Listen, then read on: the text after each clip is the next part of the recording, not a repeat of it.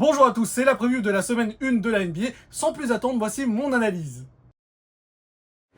Retenez bien ce calendrier ou faites une capture d'écran. La majorité des équipes disputent 3 rencontres, mais j'attire votre attention sur les 2 journées où il y a le moins de matchs. J'ai mis en rouge le Thunder et les Warriors, car ils jouent ces journées-là. Il peut être intéressant d'avoir des joueurs de ces équipes-là. J'y reviendrai un peu plus tard dans mon analyse sur les bons plans de la semaine. La saison dernière, Nikola Jokic est incontestablement le meilleur joueur de la NBA Fantasy Salary Cap. Le Serbe a inscrit 4501 points fantasy en 70 matchs de saison régulière. C'est loin devant Shai Gilgeous-Alexander avec ses 4107 points et Giannis Antetokounmpo avec ses 3845 points. Là, vous vous dites, pourquoi se passer de Jokic alors que c'est statistiquement le meilleur joueur? Il ne faut pas oublier la dimension économique. Cette année, le Joker est à 22 millions de dollars alors que l'année dernière, il a démarré à 20,5 millions. C'est là que 2 stratégies s'offrent à vous. Soit jouer avec Jokic en n'ayant aucun doute qu'il va reproduire des perfs similaires à la saison dernière, d'autant que la stat des passes est très valorisée. Pour rappel, une passe, c'est 2 points fantasy. Jokic est un joueur capable de réaliser assez souvent des triples-doubles. Le fait de prendre Jokic dans son effectif implique de faire beaucoup de paris sur des joueurs à moindre coût. Ou bien, vous vous passez de Jokic et vous misez sur un effectif plus hétérogène avec donc moins de paris sur des joueurs à moindre coût. À l'instar de Nikola Jokic, Victor Wembanyama est le joueur qui pourrait être incontournable. Il était en très bonne voie pour remporter le titre de meilleur défenseur de l'année. Malheureusement, une thrombose veineuse à l'épaule droite a mis prématurément un terme à sa saison. Petit rappel de ses stats, en 46 rencontres, c'est 24,3 points, 11 rebonds, 3,7 passes, 3,8 contres et 1,1 interceptions en moyenne par match. Les contres et les interceptions sont des stats très valorisées en NBA Fantasy. Wemby a passé l'été à s'entraîner durement. Il a notamment appris auprès d'anciens joueurs comme Kevin Garnett, Hakeem Olajuwon et Jamal Crawford. Si les blessures et les maladies l'épargnent, ça pourrait être une très grosse saison pour notre alien national. Shai Gilgeous-Alexander est le meilleur arrière de la NBA Fantasy la saison dernière. Je rappelle que le MVP a inscrit 4107 points fantasy, meilleur scoreur de la saison régulière avec 32,7 points en moyenne par match. Il aura à cœur de mener le Thunder vers un deuxième titre NBA d'affilée. Choisir SGA, c'est gage de sûreté, il ne vous décevra pas. Cependant, s'il faut choisir qu'un arrière S-tier, je choisirais plutôt Luka Doncic. La saison dernière, c'était compliqué pour le Slovène qui a accumulé les blessures au niveau de son mollet gauche et il y a eu le choc du transfert aux Lakers. Au final, il n'a disputé que 33 rencontres, ce qui est peu et surtout peu rassurant en temps normal. Mais depuis la fin de la saison, Luka Doncic s'est entraîné durement et il a suivi un régime alimentaire très strict. Il a perdu près de 13 kilos, une perte de poids bénéfique pour Doncic qui a réalisé un excellent Eurobasket avec la Slovénie cet été. Avec l'absence de LeBron James sur blessure pour les premiers matchs de la saison, Luka Doncic va faire beaucoup de stats. Comme Jokic, c'est aussi une machine à triple-double, donc son potentiel de points fantasy est plus grand que celui de SGA selon moi. Selon votre stratégie, vous pouvez faire le choix d'avoir SGA et Doncic dans votre effectif ou bien alterner entre l'un et l'autre selon le calendrier, ce qui me paraît être un choix plus judicieux.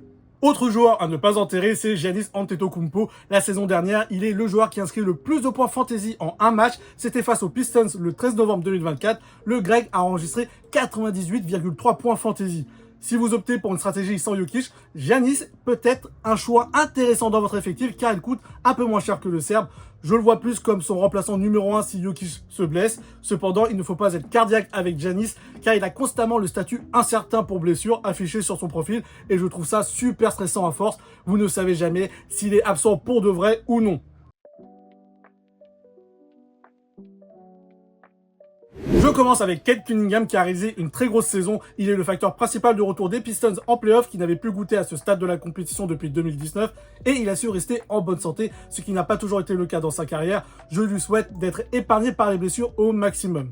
Alperen Şengün a confirmé les attentes autour de lui la saison dernière. Élément clé de la raquette des Rockets, le Turc est doué de polyvalence et d'un point de vue fantasy, c'est un super joueur à avoir dans son effectif. Je rappelle que la stat des passes est très valorisée dans le jeu et Şengün est un intérieur qui fait beaucoup de passes.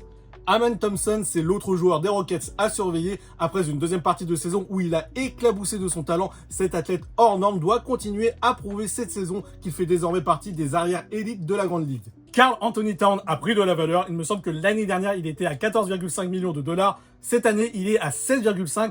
Malgré l'inflation, ça reste un excellent joueur pour la NBA Fantasy, du moins à envisager. Il s'est très vite intégré aux Knicks la saison dernière et il a montré qu'il était important dans l'effectif. Franz Wagner a fait une très grosse première partie de saison. Il était clairement dans les discussions pour une sélection au All-Star Game jusqu'à sa déchirure du muscle oblique. Sa valeur est de 14 millions de dollars, ce qui n'est pas excessif en NBA Fantasy. L'Allemand aura à cœur de prouver à nouveau qu'il mérite son contrat max. Dyson Daniels s'est révélé aux côtés de Trae Young la saison dernière, meilleur intercepteur de la ligue et élu MIP. Même s'il coûte désormais 13,5 millions de dollars, il reste un ajout intéressant. Autre joueur des Hawks à surveiller, Jalen Johnson a montré de très belles choses la saison passée jusqu'à sa blessure à l'épaule gauche. On a entrevu des qualités de niveau All-Star. Nul doute que Jalen Johnson voudra montrer qu'il fait partie de cette caste de joueurs. C'était une purge de suivre le Jazz la saison dernière, mais un rookie s'est installé au poste 1. Isaiah Collier a fait le spectacle. Il a montré qu'il est un bon playmaker. Il est imposant physiquement et il est capable d'être agressif vers le cercle. Sa saison sophomore sera à suivre avec beaucoup d'attention. Je commence avec Andrew Nembhard. Tyrese Haliburton étant out pour la saison suite à une rupture du tendon d'Achille, Andrew Nembhard est logiquement promu titulaire au poste 1 chez les Pacers. Sa valeur est de 8,5 millions de dollars, ce qui est un bon joueur sur qui miser sur le long terme en NBA Fantasy. Après une année rookie où il a beaucoup joué en sortie de banc, Matas Bouzelis va s'installer dans le 5 majeur des Bulls cette saison. On s'attend à une saison où le joueur va exploser statistiquement, d'autant que son coût est de 7,5 millions de dollars sur le jeu. Il y a moyen de faire une grosse plus-value avec lui. Kelly Ware a gagné sa place dans le 5 majeur du 8 la saison passée et il devrait encore y être à la rentrée. Le joueur ne coûte pas trop cher, c'est un profil intéressant à considérer. Bruce Brown est sorti des Raptors depuis 2 saisons. Il faut dire qu'il a été très peu utilisé chez les Raptors et les Pelicans. Pourtant, en 2023, il a été un des facteurs déterminants du titre NBA des Nuggets. Son retour à Denver va lui faire du bien. Sa valeur est de 6,5 millions de dollars et je pense qu'il va être un bon ajout car il y a des chances qu'il ait beaucoup de temps de jeu en sortie de banc. Jalen Tyson, comme dirait un ami, la raison pour laquelle Killian Hayes n'a pas été conservé aux Cavs. Le joueur a montré de belles choses en pré-saison. Il y a plein de facteurs favorables pour qu'il se montre et faire valoir sa place dans la rotation, surtout avec les absences de Max Strus et Darius Garland en ce début de saison. Autre joueur à suivre de près, c'est la progression de Tristan Da Silva. Il attaque sa saison sophomore avec confiance, surtout après avoir gagné l'Eurobasket avec sa sélection nationale. Il a la confiance de son coach Jamal Mosley. Nul doute qu'il va confirmer sa place au sein du Magic. Autre joueur qui a fait un excellent Eurobasket, c'est Neemias Queta, que je vois titulaire dans le 5 des Celtics suite au départ de Kristaps Porzingis, actuellement à 5,5 millions de dollars. Croyez-moi qu'il ne va pas rester longtemps à ce prix-là. Je vous ai fait un petit clin d'œil à propos de Jared Butler dans ma première vidéo et je pensais sincèrement qu'il trouverait du temps de jeu aux Suns, surtout après sa grosse performance contre les Lakers en pré-saison. Mais je viens d'apprendre ce dimanche qu'il a été coupé. Il faut croire que sa rare maladie du cœur, bien qu'asymptomatique, est un véritable frein pour les staffs NBA. Je vais essayer de faire une revue rapide sur les rookies. Je pense que Con Nupel, VJ Edgecombe, Dylan Harper et Jeremiah Fears auront de l'impact dès le début de la saison. À l'exception de Con Nupel, ces joueurs profitent des blessures au sein de leur effectif. VJ Edgecombe va forcément jouer en l'absence de Jared McCain, Dylan Harper de De'Aaron Fox et Jeremiah Fears de Dejounte Murray. Concernant Cooper Flag, Trey Johnson et S. Bailey, je pense qu'il ne faut pas s'attendre à ce qu'ils aient de l'impact tout de suite. Ils vont être plutôt irréguliers au niveau des performances. Ils peuvent exploser sur une soirée. Par contre, je suis curieux de savoir si Young Hansen aura beaucoup de temps de jeu en sortie de banc à Portland dès le début de la saison. J'ai oublié de citer Yegor Diomin qui était touché par une blessure au pied tout l'été et qui est revenu sur les parquets lors du dernier match de pré-saison avec les Nets. Le Russe devrait avoir beaucoup de temps de jeu. Alors, les fausses bonnes idées sont des joueurs qui ont du mal à rester en bonne santé, qui font difficilement plus de 50 matchs depuis quelques saisons. Je commence avec LaMelo Ball, joueur spectaculaire, capable de beaucoup scorer, mais c'est un homme de verre. Le gars n'arrive pas à faire une saison à plus de 50 matchs depuis 3 saisons. Il faut que ce gars se remette en question sur sa condition physique et son hygiène de vie. Autre abonné de l'infirmerie, Joel Embiid, qu'on l'aime ou pas, ce gars est un joueur incroyable. MVP de la saison régulière 2022-2023. Depuis ce titre, il a accumulé les problèmes à répétition sur son genou gauche. Il a même dû subir une deuxième opération sur ce même genou cette année, car la première opération a été un échec. Je ne sais pas si ce gars va retrouver un niveau décent et une bonne santé, mais ça me paraît compliqué d'accorder ma confiance en tant que manager de NBA Fantasy. Zion Williamson a aussi eu beaucoup de mal à se sortir de cette spirale des blessures. Beaucoup d'observateurs le pointaient du doigt pour ses problèmes de poids. Mais cet été, Zion Williamson a décidé d'être sérieux et il a perdu beaucoup de poids, au moins 9 kilos. Le joueur a déclaré au Media Day qu'il ne s'est jamais senti aussi bien que depuis ses années universitaires à Duke. Je ne demande qu'à voir. On connaît tous le jeu ultra explosif de Ja Morant, mais c'était aussi ce qui lui cause beaucoup de soucis physiques. C'est pour ça que c'est dur d'avoir confiance en lui sur le long terme. Immanuel Quickley, est-ce que j'ai besoin d'argumenter? Le gars n'est pas capable de faire une saison complète depuis 3 saisons. Voilà. Côté frontcourt, je vois deux joueurs qui peuvent se tenter à bas prix, c'est Jalen Williams et Ousmane Dieng. Jalen Williams, c'est un choix plutôt safe, il coûte 5,5 millions de dollars et il est sûr d'avoir du temps de jeu dans la rotation du Thunder. Concernant Ousmane Dieng, notre Frenchie a réalisé une très bonne pré-saison. S'il a du temps de jeu, il peut potentiellement rapporter plus de points fantasy que Jalen Williams et en plus, il ne coûte que 4,5 millions de dollars. Mais comme je le dis souvent, il ne faut pas toujours se fier au match de pré-saison car beaucoup de joueurs performent à ce moment-là et disparaissent dès que le championnat reprend officiellement. En revanche, je ne pense pas que Dalton Knecht soit un choix très valuable, sélectionné par 13,1% des managers de la NBA Fantasy, ce qui est énorme. Le joueur des Lakers bénéficie d'une cote de sympathie auprès des suiveurs et des spectateurs. Il a beaucoup joué pendant cette pré-saison, mais je n'ai pas l'impression qu'il ait vraiment la confiance de son coach JJ Redick.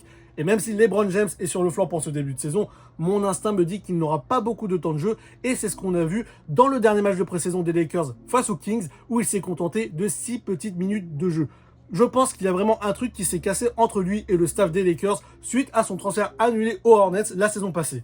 Côté backcourt, Rich Shepard profite de la blessure de Fred VanVleet pour a fortiori débuter dans 5 majeurs des Rockets. Houston a aussi un calendrier intéressant cette semaine. Il coûte 8,5 millions de dollars, ce qui n'est pas très cher, donc c'est un pari qui se tente. Cason Wallace a montré qu'il avait sa place dans la rotation du Thunder. Excellent défenseur, shooter à droit. Il va entamer sa 3e saison avec beaucoup de certitude et il coûte que 8 millions de dollars. Sélectionné à la 48e position de la dernière draft, Javon Small devrait se retrouver par défaut propulsé titulaire au poste 1 des Grizzlies. Il faut croire que la franchise de Memphis est construite sur un cimetière indien. Ja Morant n'est probablement pas encore prêt à débuter la saison à cause d'une douleur à la cheville. Ty Jerome s'est blessé au mollet lors du dernier match de pré-saison contre le Heat et Scottie Pippen Jr. va être opéré de l'orteil gauche et sera probablement absent pour 12 semaines. Javon Small paraît être une bonne solution à court terme pour les managers qui recherchent un arrière à très bas coût. C'est certainement le plus gros riche de la semaine. Le rookie des Warriors, Will Richard, pourrait être la bonne surprise. Le joueur a impressionné Steve Kerr lors des matchs de pré-saison. En conférence de presse, après le match contre Portland, le coach des Warriors a déclaré qu'il n'hésiterait pas à le faire jouer pendant la saison régulière et qu'il a déjà énormément confiance en lui. Reste à savoir si Will Richard va réellement avoir du temps de jeu.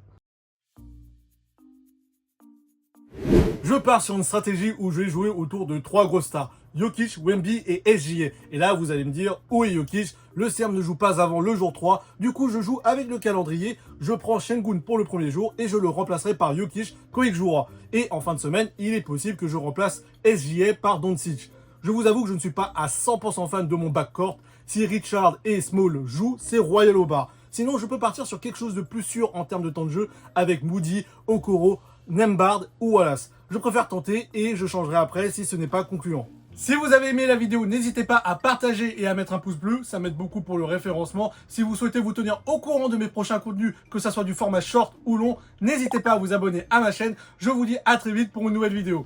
Ciao!